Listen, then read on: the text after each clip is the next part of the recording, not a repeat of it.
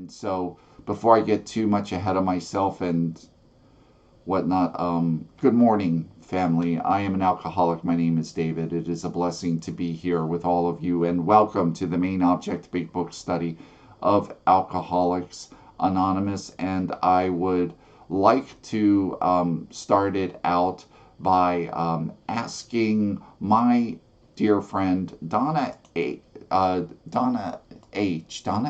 Am I Diane? Sorry, Donna M. To read the preamble, which is on the screen. Could you do that, please? I will. My name's Donna, alcoholic.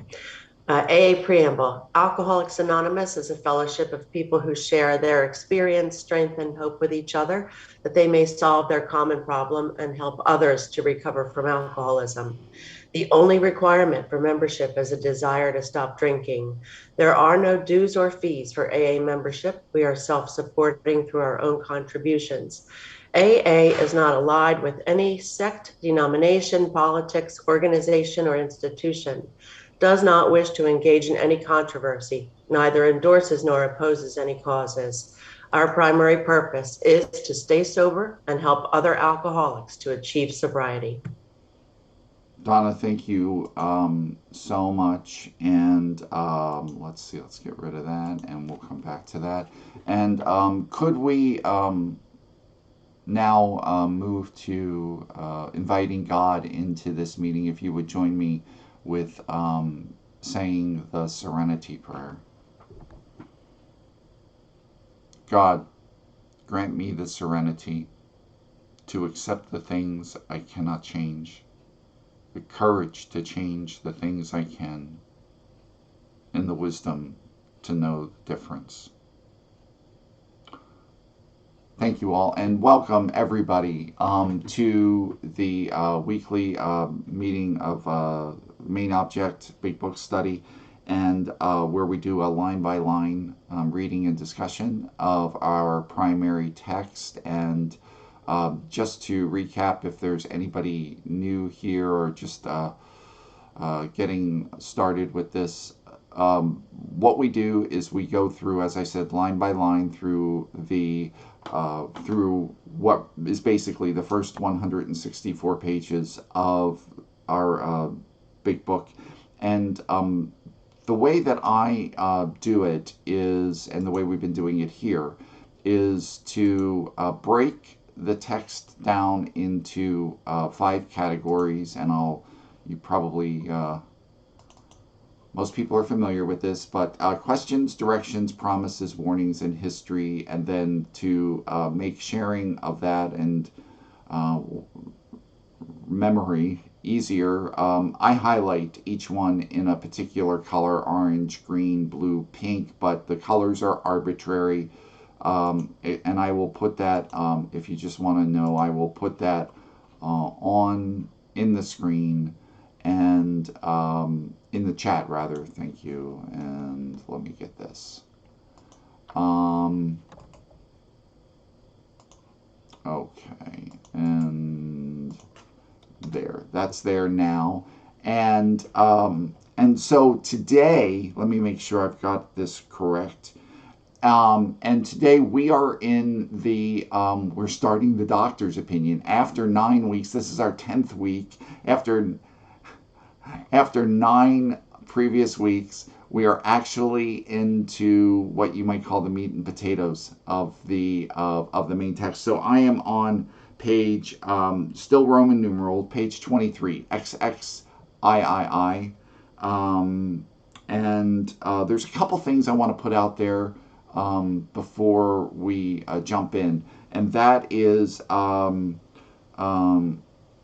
we are now into the core message of what represents, what our founders wanted people to hear, wanted others to hear. And this is also, think about this, what we'll be reading today, because I think we'll get through the first letter from Dr. Silkworth. This is what I believe is, this is just it doesn't say this anywhere, this is my take on it. the most important message our founders wanted us to hear. So I just want to open up, actually, before we even get into the text, I want to just open up a brief discussion and put a question out there. Um, who, when we think back, for those of us who know AA history, or at least a little bit of it, who did they write the book for? Who was the book intended for? Does anybody have any thoughts on that? Just jump in. See, because People that couldn't go to meetings?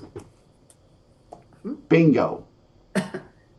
It was written for, now it was written for everybody. It was written for people in the meetings, but its primary, the primary focus, I should say, was to be sort of an outreach tool to those people who did not have the benefit of knowing another recovered alcoholic, who did not have the benefit of having a meeting in their region or their area. So, and think about also the mindset of that person, and this is just something to think about, because in a sense that's also the mindset that many of our newcomers come to us with, and that mindset might be something of confusion, hopelessness, desperation. So think about that is the person who's going to read this book. And think also about Bill, being a salesman, knew that the book had to grab people from the very beginning. Because if it meandered or it took its time to build up to the key message, most people weren't going to read through to that point. They wanted to know right away, is this an answer for me? Okay, and with that, now, even though today the doctor's opinion is in the Roman numeral section, which is, Bill's story is what begins the numbered pages, that was not the case with the first printing of the book. The first printing of the book, or first edition of the book, I should say, doctor's opinion was page 1. So let's just keep that in mind. The desperate person, hopeless, and this is where they begin. So, all right. I'm just going to jump in. We of Alcoholics Anonymous believe that the reader will be interested in the medical estimate of the plan of recovery described in the book. There's just one thing that jumps out at me, and I really, you might consider that history. I don't know. If anybody sees it different, I'm like totally open to having you jump in. Please jump in and let us know. But I think about that phrase and the time it was written, and just think about this: is that it would seem like a bold statement for its time. Because really what it is it's one doctor's opinion, yet Bill is saying this is the medical estimate of the book. So that's like saying, this is what the whole medical field thinks of this book, when really it's just one person. But what I'm going to say, it's not just sort of bold and overstretching. It is what we call prescient. It is inspired, because today it largely is the medical estimate of the plan of recovery. And the next sentence I take as a promise.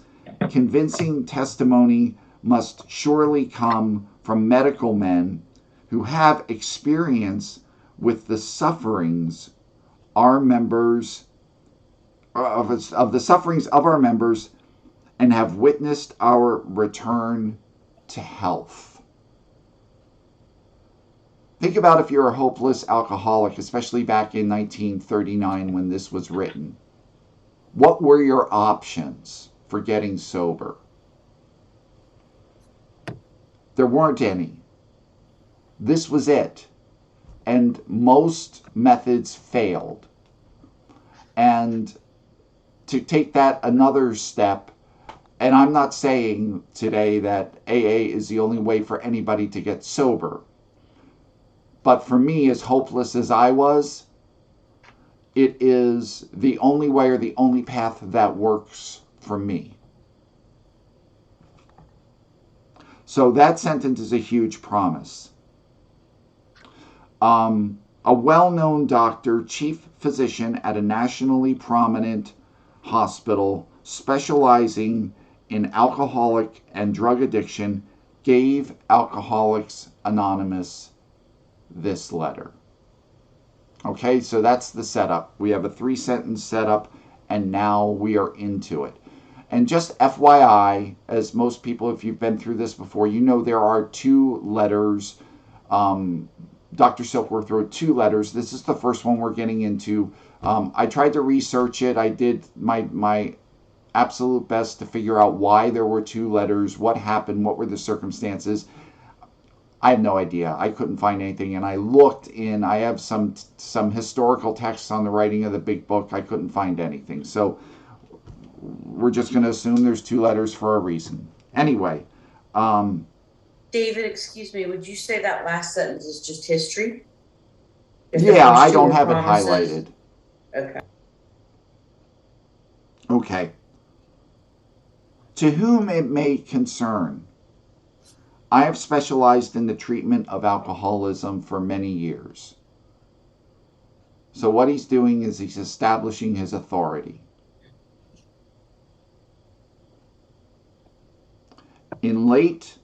And I have this next sentence, or this next paragraph, the whole paragraph, as a warning. In late 1939, I attended a patient who, though he had been a competent businessman of good earning capacity, was an alcoholic of a type that I had come to regard as hopeless. And right away, we have a hook. And what I mean by a hook is we have a piece of information, emotional in nature, that is meant to grab the attention and buy-in of the reader. And what's the hook there? And I think this is important, not to just do a textual analysis. What I'm realizing as I was reading this is important in order to help me as a recovered alcoholic carry the message to other people and follow the model of carrying the message that our founders used. And so why is this a hook? It's a hook, I believe, anyway, because of the words, he had been. Has anybody else come to AA, walked into their first meeting with a story about what they once were or what they had been, but they weren't anymore? And did you feel emotion about that? Yep. So think about that right away, right out of the gate. They're tapping into this sense of loss and hopelessness that an alcoholic experiences.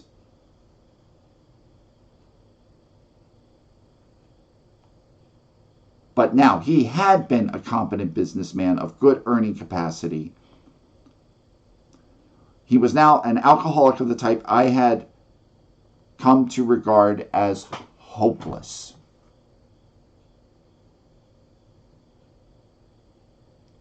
Think about that. He had been, and for a lot of people, myself included, I had been certain things before I got here, and I was no longer those things. And despite the things I tried, I could not get them back. As a matter of fact, my efforts to get them back pushed them farther away. Can anybody relate to that? Does that resonate with anybody here? Please jump in if it does. Yes. Thank you. Okay.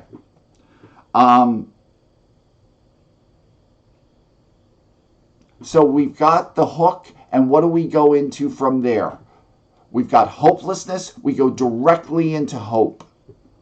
And I have most of this next sentence, or at least the first two sentences as green, as directions. In the course of his third treatment, he acquired certain ideas concerning a possible means of recovery. And think about that sentence. This is a solution to alcoholism that is based. See, back at that time, and even today, people have many ideas about what you might need to do to recover from alcoholism. But the doctor's saying what the core of this solution is right there in that first sentence is acquiring ideas. That's sort of counterintuitive. What, you mean I don't have to go through, the belladonna treatment, mild exercise, all those things? I just need to acquire ideas. And then it goes on, and this is also direction. As part of his rehabilitation, he commenced to present his conception to other alcoholics, impressing upon them that they must do likewise with still others. Period. Friends, Dr. Silkworth had just a few sentences to discuss the problem and discuss the solution.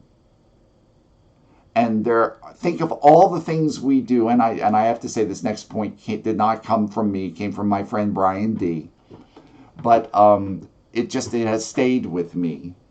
And that is, think of all the things that Dr. Silkworth could tell people about this solution.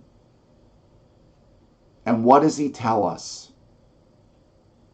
Because that's the solution as Dr. Silkworth sees it right there. Even his second letter is mostly focused on the problem, on understanding the problem, which we need to do. But if you want to understand the solution, it's this first letter.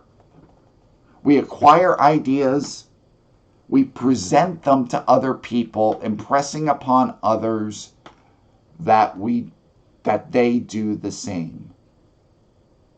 End of story. And I will tell you today that everything else, if there is a pyramid of ideas or things I need to remember about Alcoholics Anonymous, that is what those sentences right there, those two sentences are the tip of the pyramid.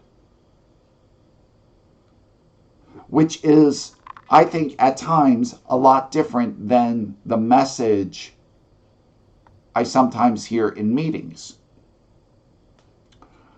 But when I thought about it, I thought everything else that I do in alcohol, everything else, working the steps, working with a sponsor, it's all focused on enhancing my ability to acquire certain ideas, share those ideas with others, and impress upon them that they need to do the same. Yes, Juanita.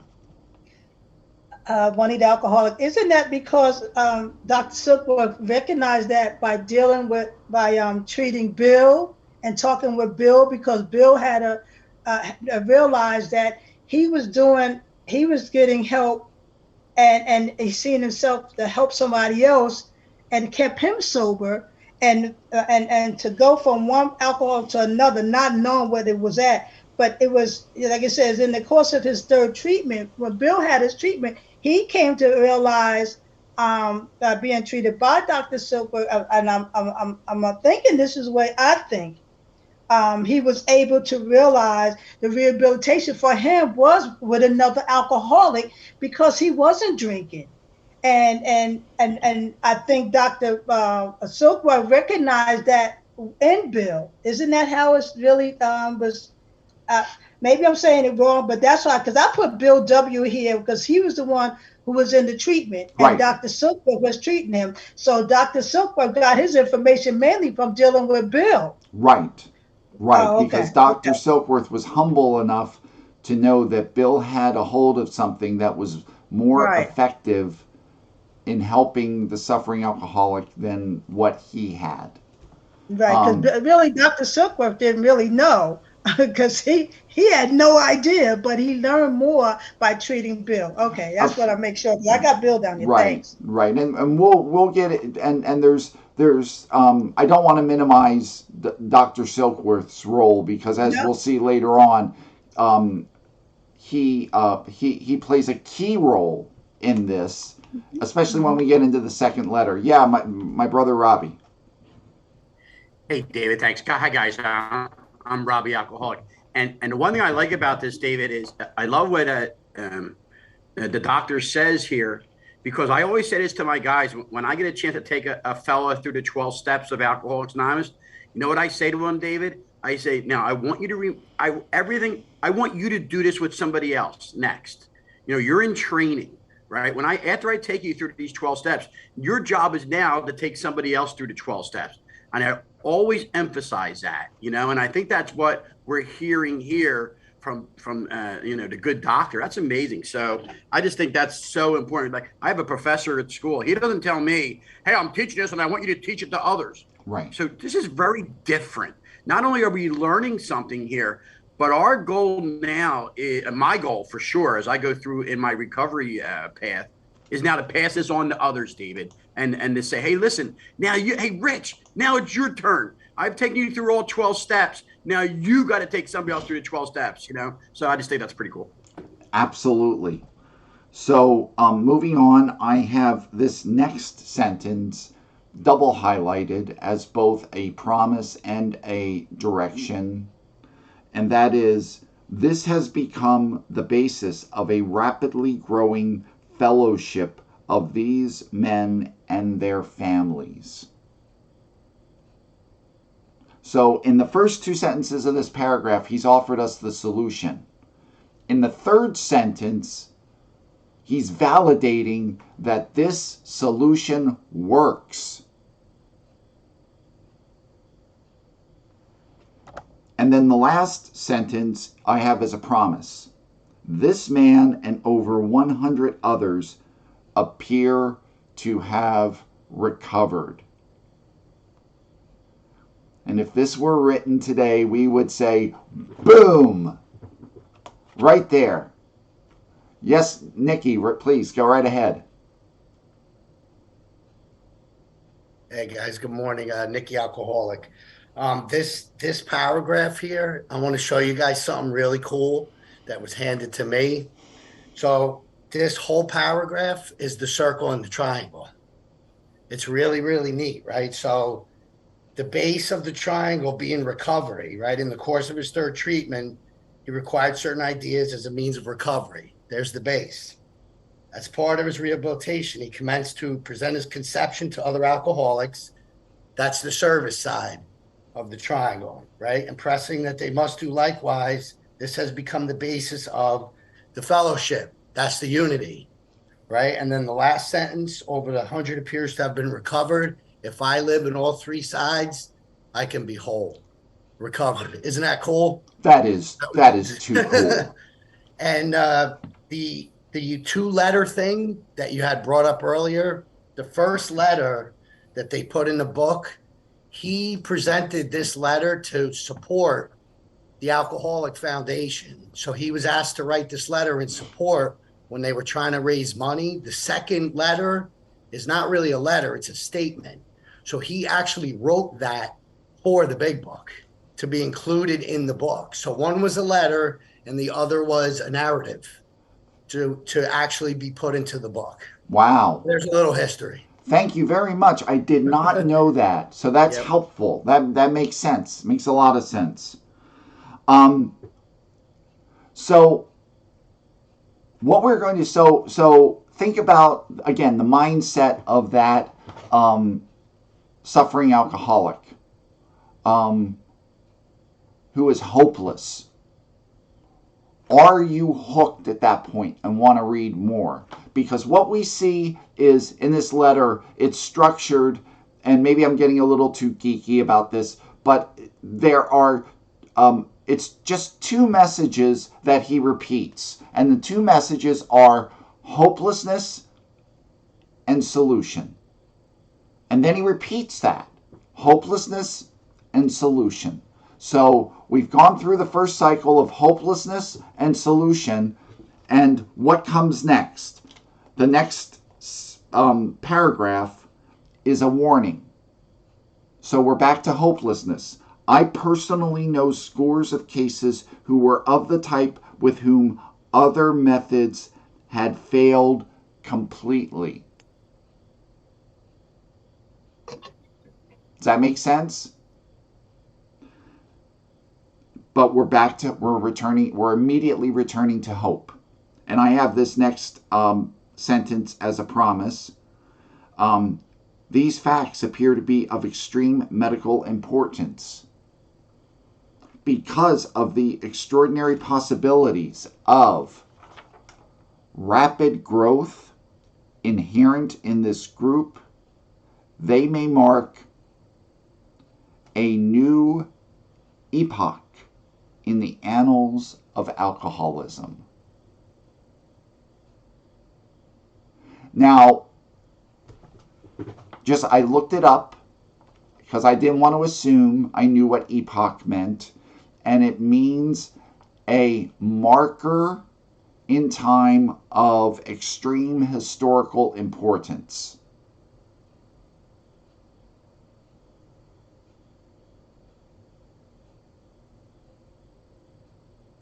So,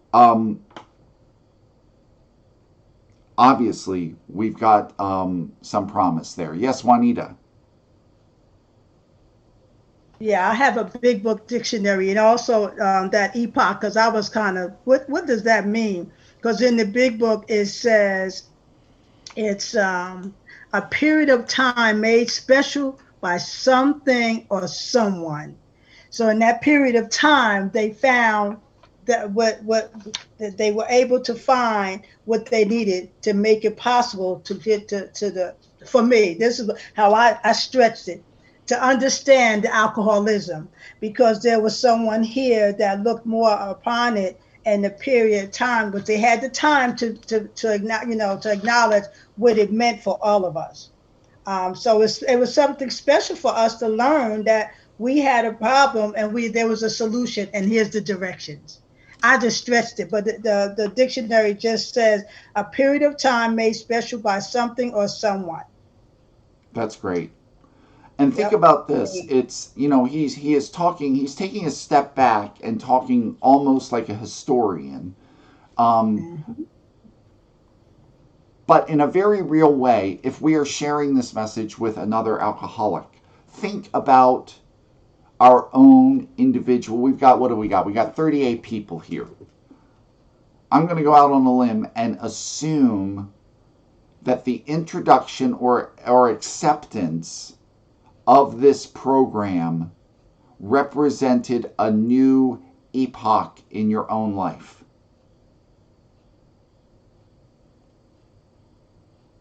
And I will tell you that, especially, I've been sober a while, and when I think about my life, or when I think about think back on my life, something happened, I always think of it in terms of, well, was that pre-sobriety or post-sobriety? Did I meet that person before I got sober or after I got sober? And And Joe, please. Yeah, good morning, David. I'm Joe. I'm an alcoholic. And I just want to take a step back to say, to acknowledge the sentence of, I personally know scores of cases who were of the type who my other methods failed completely. And then this next sentence is these facts. So it's a fact that the belladonna treatment didn't work. It's a fact that lobotomies didn't work. It's a fact that whatever they put these alcoholics through in order to try to get them sober, and these doctors have been, Dr. Silkworth was working with drug addicts and alcoholics coming back from the war. I had these discussions with my sponsor, and we know, like, Dr. Silkworth's history was intense in terms of helping people recover. And the facts that were gathered from trying to help alcoholics recover showed that it didn't work. And then it goes on to say the groups. So the next sentence is, I'm sorry, I just lost it. It's okay. Yeah, extraordinary possibilities of rapid growth inherent in this group. Which group is he talking about? They may mark a new epoch in the annals of alcoholism. So which group is marking the new epoch in the annals of alcoholism? Is it Bill Wilson, Dr. Bob, and Bill D, or is it the first 100? I'm just asking for some clarity on that. I don't know if you know. You know what? Anything I would say, Joe, would be a guess, and I don't know if anybody has any insight on that they want to share. Yeah, I would. It could be any of the above. I'm thinking it's probably Bill in the New York group because that's where, from my understanding, he was most familiar. But I could be wrong. Right. So whatever group that he's stating was produced the result that the other treatments didn't produce, which he saw, and he showed those. He compared that as a fact that doesn't work, but this seems to be working. Yes. That's all I got. Thank you. And thank you, Joe. And one of the things that we see is this was pointed out to me, that even though there is so much hope here, Dr. Silkworth does sort of hedges his bets a little bit, because he says, and I see you, Juanita, I just want to get this point. The next sentence, which is part of a promise, these men may well have a remedy for thousands of such situations. He's not fully ready to commit, but and you know what? That speaks to his discretion as a man of science. But the preliminary evidence looks good, but I'm not ready to make an ultimate conclusion. At least we see that in this sentence. But the next sentence is something a little bit different. But first, Juanita. Yeah, that's why I think they made it. That's why I feel they made it the doctor's opinion. It was only his opinion. It was opinion on what he had observed and what he had went through. And I know the book wasn't written yet. It was in process, but I really believe it was written by his opinion to help and just to open us up. That's what I got out of it. And my sponsor used to always tell me, yes, there's a one in directions, and it is history, but it was only his opinion. That's why he said, don't mention my name before this. And now he's ready to open up and mention his name. But that's why he put the opinion. It was only an opinion, but it was working gradually, because 100 people didn't stay sober. They were, in and out, but it was 100 people. They didn't stay sober for 90 days or like we did, but they kept coming back till they stayed sober afterwards. But I really believe it was just an opinion of what he had observed with the alcoholic addict. That's my opinion on it. That's my take. Thank you. Yes, my friend Dave, please. Hey, David. Hi, my name is Dave. Dave, and I'm an alcoholic. Yeah, great stuff. it just strikes me in this whole letter and in the next one too. To think about again. Here's a guy who was a physician, who by his own claim had spent many years in the treatment of alcoholics, and by his own admission didn't make a heck of an impact. And along comes this at least 3-time loser named Bill, who'd been in multiple detoxes, a low bottom drunk, who is now presenting him with this set of ideas that can't necessarily be validated by medical science. And yet this physician is willing to put into writing, into a letter form, not only in the book, but to others, to say, they may have come up with something that can solve the problem that I can't. And then we didn't read the next sentence, but it goes on to say you can rely completely on anything they have to say. That's a fantastic statement to me by a physician to a bunch of drunks who have only, by the way, been sober a couple of years by the time he wrote this. Imagine how incredibly, and Bill being Bill was an arrogant, egomaniac alcoholic like the rest of it, and yet he convinced this physician to who obviously believed completely in what he did. I just think that's just a phenomenal state of affairs, and speaks highly too of Silkworth as to what kind of man he was. That's it. Thank you so much. And yes, Carrie, please. Good morning. Thanks everyone for being here. Magical Sunday mornings. What I think of note as well is that, we stand on 83 years of this being the norm. I know for me, the word alcoholic had a lot of stigma to it, but if you scroll back the tape to 1939, the stigma associated with alcoholism and the bafflement of the families involved and the alcoholics themselves. I mean, it was this like, what do you do with these people? But let's not talk about it. The big family secret of just the absolute angst in the families and the embarrassment, of like hide them in the closet, hide them here, don't talk about it. They end up in jails, they end up in the mental institutions. And to rip the lid off of this by saying we have an answer and there's a medical association to this thing that can easily be written off as a behavioral, complete mental defective, I think was like kind of a magical thing, and speaks to these guys' abilities of salespeople. Like, hey, guess what? There's a medical condition associated with it. What?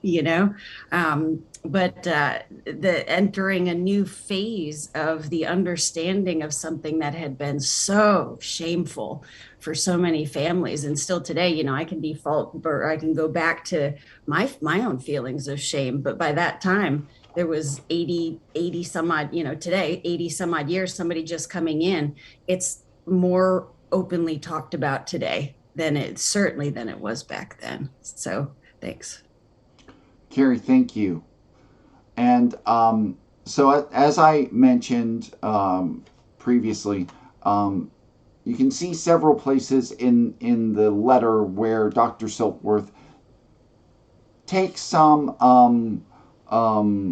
professional distance and doesn't commit entirely, and which is understood. However, this next sentence, the last sentence in the first letter of the doctor's opinion, or the letter in the doctor's opinion, he switches tone and he's fully committed to it. And this sentence, I believe, is, I used to just gloss over it, just like, okay, I get it, move onward. But what I'm realizing now is that this last sentence is a total and complete mic drop. And why is that? You may rely absolutely on anything they say about themselves. Just to point out, Okay, absolutely. I looked it up just so I wasn't making any assumptions. It's defined as something with no restriction or limitation. So you may rely with no restriction or limitation on anything they say about themselves. And I want you to think about this, because that is, I don't know, I'm going to take a quick poll here. Anybody back in the day lie about yourself or try to create an image or an impression that was less than accurate?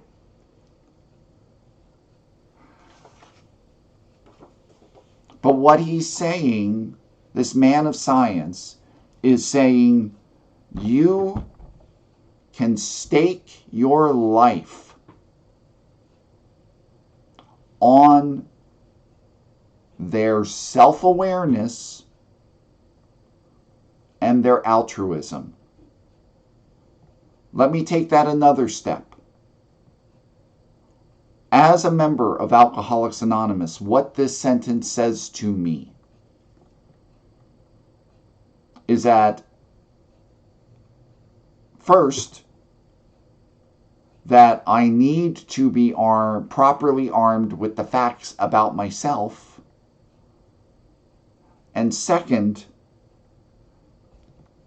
the main purpose, the focus of anything or everything, anything and everything I share in Alcoholics Anonymous is to bring benefit and healing to others.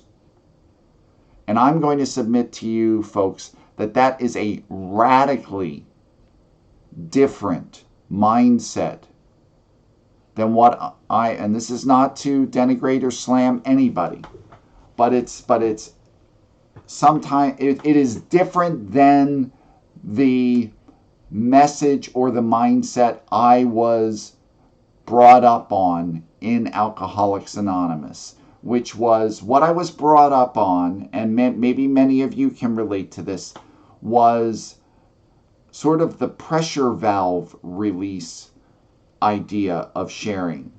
Meaning that I came to AA and I shared my stress, I shared my worries and frustrations in order to relieve the pressure. Like, how many times did I say, thanks for letting me share, I just needed to get that off my chest? Based on the assumption that, now hold it, now don't, because I'm going to qualify this. Based on the assumption that the purpose of my sharing is to relieve the pressure or the tensions that would lead me to drink. Now, if I am a newcomer and I have not gone through the steps and I don't understand service, and I'm so green in the program that I just need a place to come, I need a safe harbor, absolutely relieve the pressure. But I don't take issue with myself with the times I did this when I was in my first 90 days. I take issue with myself with the times I did this when I had 5 years, 10 years, 20 years. So think about that. It creates a very different impression of what it means to share in an AA meeting. And we're over time, but I just want to give, I think for me anyway, that is a revolutionary point. Does anybody want to share or say anything about that?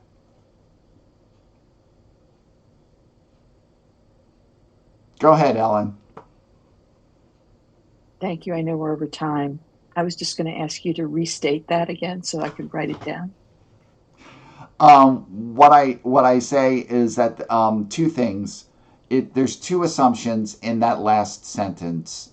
Is that first, the assumption is I am properly armed with the facts about myself,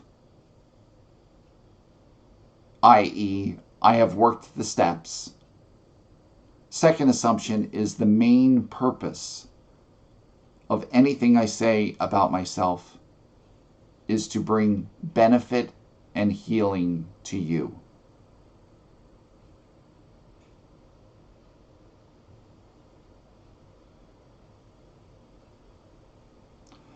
And with that, okay, thank you. And with that, that brings us to the close. If you would like to get on the text reminder list, that information is in the chat. Please take advantage of that. Also, if you are feeling like this just whet your appetite and you're ready for more, please come join us at Good Morning Avalon, which is doors are now open. And we are on Sundays is a Big Book Promises meeting, so it'll be right in line with what we're talking about. Unless somebody has something else to share, I'm going to invite you to unmute and join me as we close it out with the Lord's Prayer. Our Father, Our Father, Our Father, who art in heaven, in heaven, hallowed be thy name. be thy name. Thy kingdom come. Kingdom come. Thy will Thy be will done be done on earth on as it is earth in as heaven. it is in heaven. Give us this day our daily bread, and forgive us our trespasses, as we forgive those who trespass against us. And lead us not into temptation, but deliver us from evil. For thine is the kingdom, and the power, and the forever and ever. Amen. Amen, amen. Thank All you, right. one and Good all. Lord, thanks.